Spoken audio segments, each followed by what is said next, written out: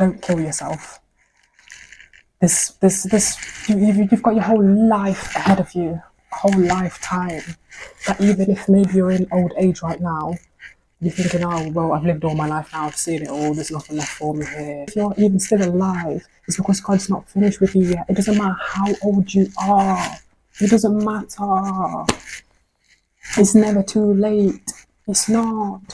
To try again, to start again, to believe again, to hope again, to just get it up again. You know what I mean? It's not too late. It doesn't matter how old you are, even how young you are. Like, age is not a factor. Like, God is not a respecter of... He doesn't care how old you are. Well, he cares how old you are. Like, he cares about you as a person. He loves you. That's what I'm saying in the instance of you think your life is wasted, there's nothing more left for me here. What am I doing, mate? God doesn't care if you think you're too young to do it, or you think you're too old, or you don't have the strength like you used to before, back in the good old days. You had it all and things were so great, and you miss those times, which is very normal to feel that way. It's okay to miss those times, but know that as well, the times that are coming ahead is only going to be even better. You might even think, oh, I've lived all my life now, I've lived all my best times. Your best times, your best days are yet to come. You might have lived some really great times, but better times are coming. But if you just hold on, don't X yourself off the planet, don't kill yourself, just don't. You know, in the actual moment, that when your thoughts are coming in, well, they're not really your thoughts, they're the thoughts of the enemy, coming in to tell you, actually do this to kill yourself, like giving you options of how to do it. When these thoughts are coming in, yeah, and I know it will be very hard to do, but you've got to rebuke it.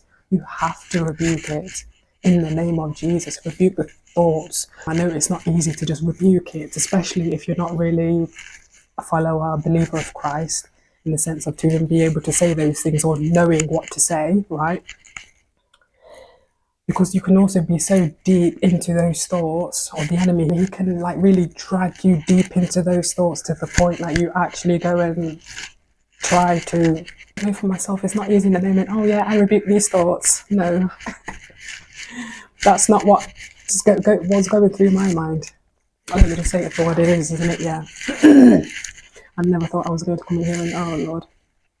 But yet, in my mind, in that moment, and I will say moments because of several attempts,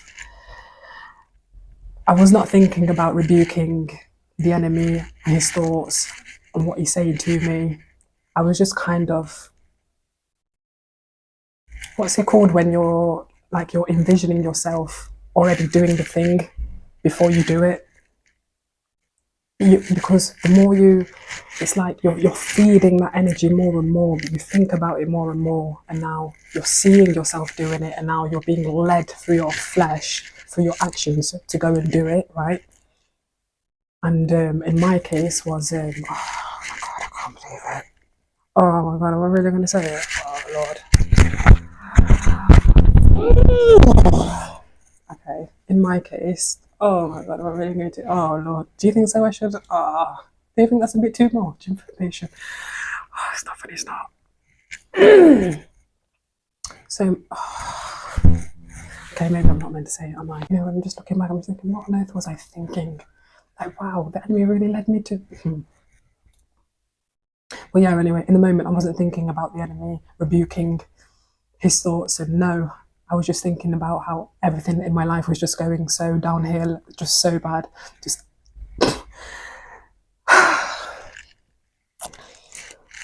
the fact that it's not even a laughing matter, yeah. But again, my coping mechanism, how else am I supposed to, bro, cope? Do you know what I mean? Oh my God. Like, I'm trying to think of advice to give you right now in the sense of what to actually do in the moment where you're led through your flesh.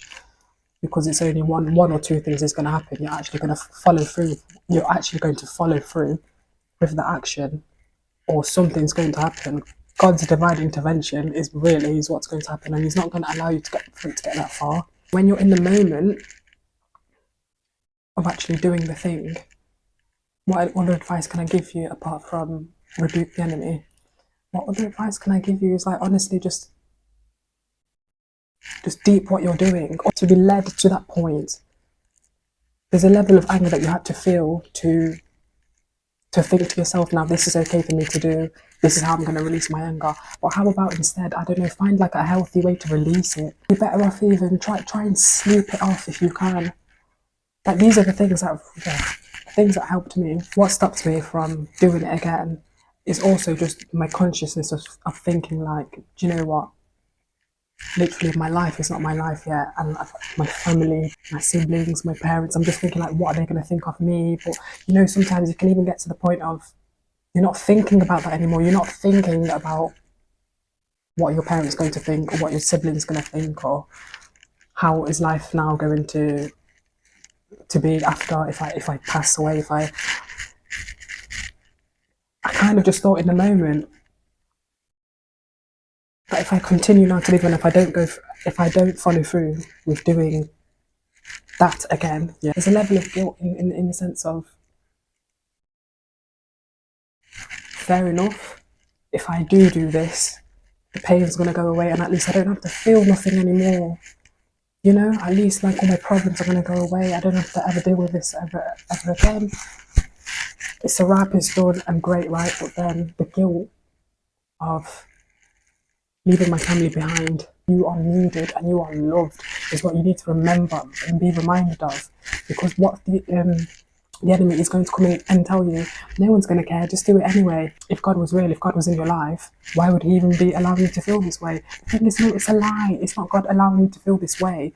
It's depression, yeah, is real, and you can really feel that, but depression also stems from the enemy. Anything and everything bad stems from the enemy. Illnesses, diseases, just troubles, tribulations, and all these things, yeah. As much as it's part of our journey as followers of Christ to go through certain things, you know, deep things, yeah. Some of us it's harder for us, some of us it's easier. All of these negative feelings, it doesn't mean it's coming from a good place. Obviously it's not coming from a good place, but you think, oh, because God's allowing it, then in some way, shape or form, well, this is going to turn out for my good anyway. Which in the end, yes, it's going to turn out for your good, but remember who is actually causing this. God might be allowing it, but who's causing it? And if you think about the story of Job, yeah, his inflictions he wasn't self-inflicted. It wasn't his fault, like what he was going through. God allowed it for it to happen, yeah, but it was kind of, this sounds even quite bad to say, but this is the reality of the thing, yeah. It was kind of a competition in a way that, Lord forgive me if I'm going wrong here, please correct me.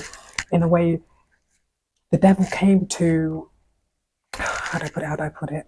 God was boasting about Job to the devil, in the sense that, look at my servant Job, look at his loyalty towards me. He's basically just putting him on a pedestal, right?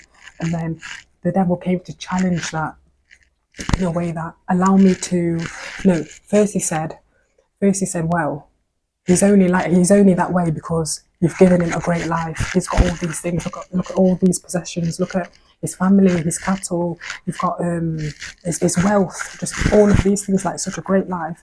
And the devil's basically saying he's only that way because you've given him a great life. But if I was man to take that away, if you allow me, because listen, mate, the devil, he answers to God. Don't think that he has so much power over you, over your life, to the point that, like, it's not funny. Just don't forget that, yeah. The devil, he still answers to God at the end of the day, right? But yeah, anyway, he said to him now, he's only got all of these things because you allowed him to. But if I take all of these things away, if you allow me to take all of these things away and cause afflictions onto him, you know, literally he killed off his whole family. Only his wife was still there, right? Imagine all your children being killed in one day. Now you're having what do they call it? The boils all over your body, burning boils all over your body, mate. Right? You've lost all of your cattle from your farm, all of your animals, and I'm saying all, but it's not just tens, hundreds, thousands. No, it's absolute. What's the actual number? Shall we? Imagine just losing it all in one day because of because the devil came to basically taunt Job in a way of like betting him against God in a way like, if I take all of these things away, let's see now. Let's see how he's going to act. Let's see how he's going to what is he going to do? Is he still going to praise you? Is he still going to worship you? I don't think so. Basically, was his point of view. But then God was saying like, okay, do it, but don't kill him, right? Do it, but don't kill him. So in your own story, it might not be as graphic or it might not be as literal as, you know, boils all over your chest, all over your body. Sorry. To this very day, yeah. I know I'm not in a position to question God and like, why did you allow that to happen? But I do have that question. Why? Like, we could be here for hours. Hours about this story, yeah, mate. I just don't understand, like, God, why would you allow for that to happen?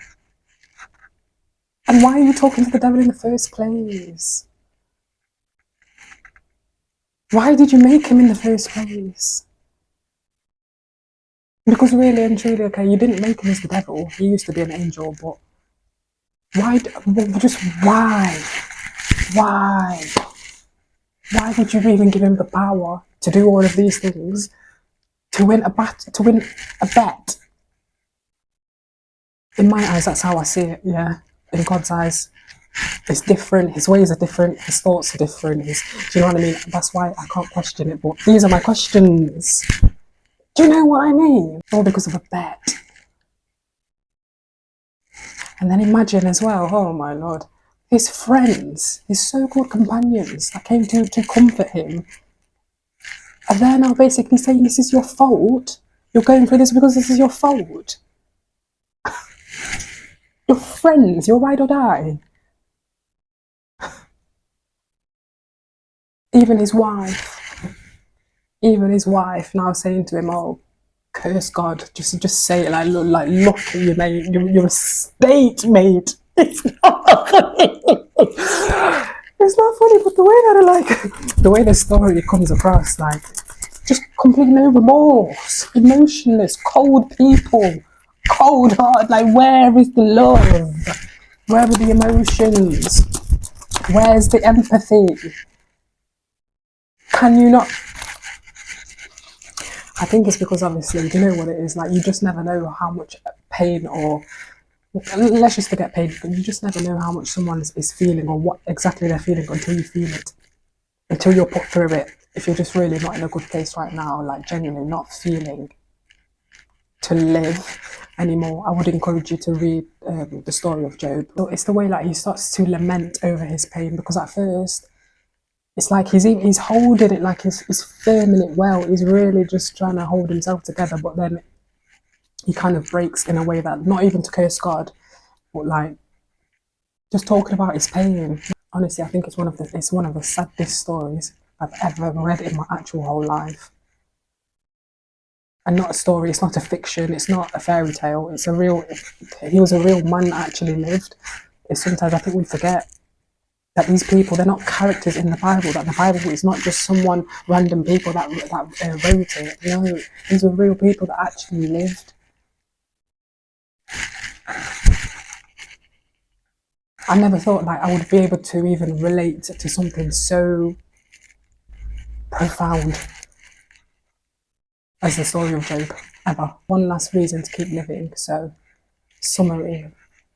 Reason number one to keep living is because Holy Spirit helped me, because my memory loss is a bit, yeah. Reason number one to keep living, because after rock bottom, it doesn't get worse than that, and you can only come up, right? Reason number two to keep living, because there's light at the end of the tunnel. Because there's light at the end of the tunnel, and it's worth staying around, stick around to see it. It will be worth it to see in the end that it was worth it for you to keep living. That though it doesn't feel like that right now, to even see or to even feel, it doesn't feel that way at all. You feel far from it. Trust me, mate, I understand. But it's worth sticking around. It's worth it. It is. It does get better. It has to get better. Stop believing that things are going to get even worse than what they already are. They can't and they won't. Because God, He doesn't give you more than you can bear.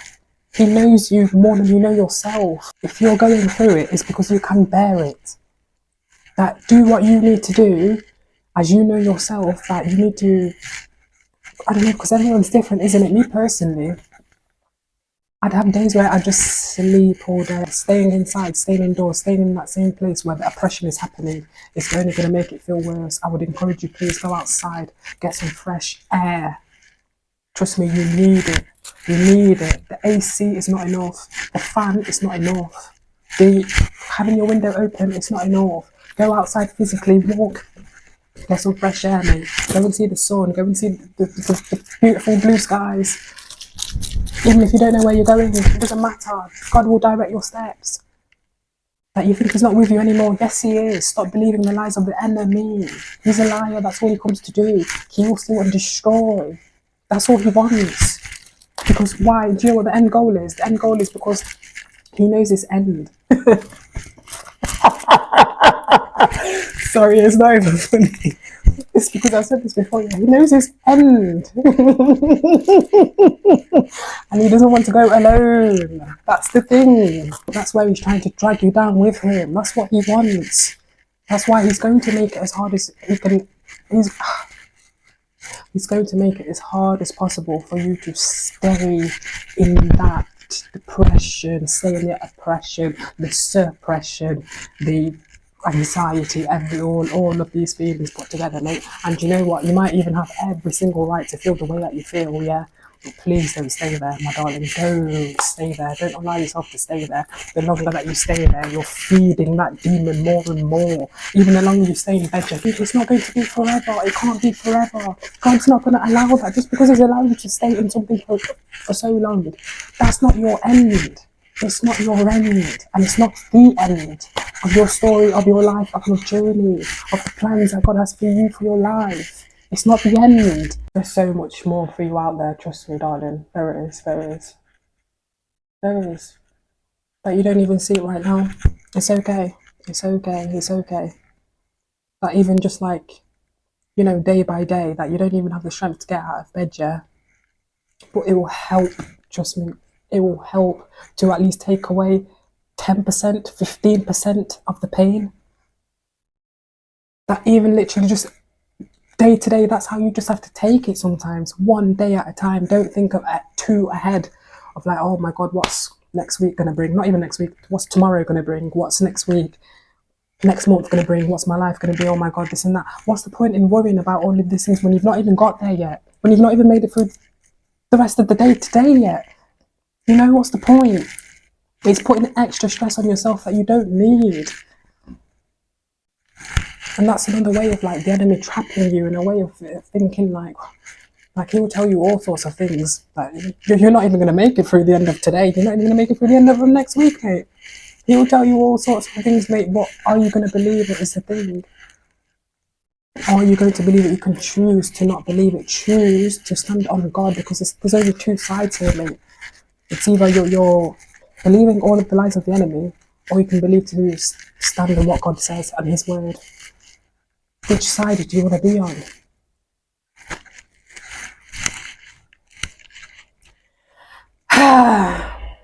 And as for atheists, yeah, kind of random, what just came into my mind now. As an atheist, so is it that so you don't believe in the devil and you don't believe in God either? What do you believe? Listen, mate, I'm not here to impose my beliefs onto you.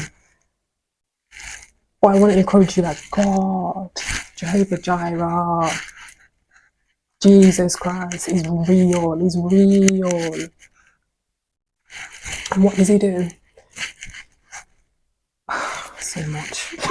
I just want to encourage you to believe, to try again, in general, to live. It's worth living, it is. That even, do you know what it is like? You actually might even have every right to be angry about how the way your life has turned out, yeah? Which has led you to this depression, or maybe it's other things. Feeling like a failure. My darling, you're not a failure. Says who? Says who? Failure where? Failure what? Your life is not, it means something. That if it means nothing to you right now, it means something to God. I had to just wake up for myself. It's a way that God will kind of, whack you back into your senses.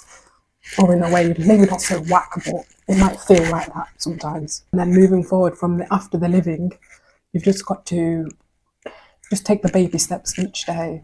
One day at a time is the best advice that I can give you.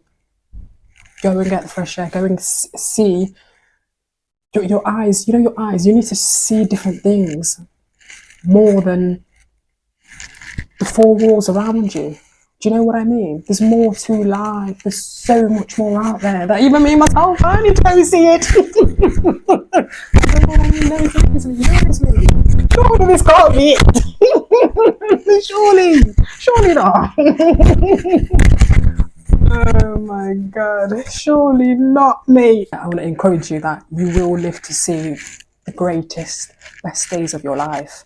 I don't know exactly how that's going to look for you, but it's going to be worth it. That if you stick around, not even if. So you have to stick around. Please do it.